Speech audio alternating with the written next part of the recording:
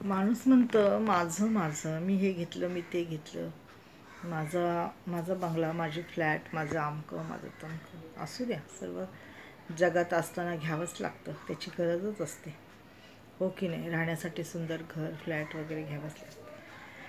माणूस फ्लॅट घेतं तेव्हा इतकं खुश असतं. आणि फ्लॅट घेणं म्हणजे काय माहिती आहे का? शेवटचा हप्ता 20 वर्ष 25 वर्षांनी जेव्हा शेवटचा हप्ता तो फिटतो तेव्हा तो फ्लॅट आपला होतो, हो की नाही? जोपर्यंत आपले हप्ते चालू असतात तोपर्यंत फ्लॅट आपला नसतो, एवढं सत्य आहे. आणि आपले जेव्हा सर्व हप्ते फिटून होतात त्यावेळेस माणूस त्या कर्जातून मुक्त होतो, हो की नाही? पण झोपड्याचं असं नसतं, झोपड्याला काही पैसे लागत नाही, हो की नाही? झोपड्यामध्ये माणूस आरामशीर राहतो, कारण का हप्ते वगैरे काही नसतात आणि टेन्शन नसतं डोक्याला. हे तर कसं असतं, महिन्याचा हप्ता हा गेलाच पाहिजे असतं. मग ते आपल्या झोपड्यामध्ये काही गोष्टी कमी असतात, खूप काही गोष्टी कमी असतात, पण ते माणूस ॲडजस्ट करायला शिकतं.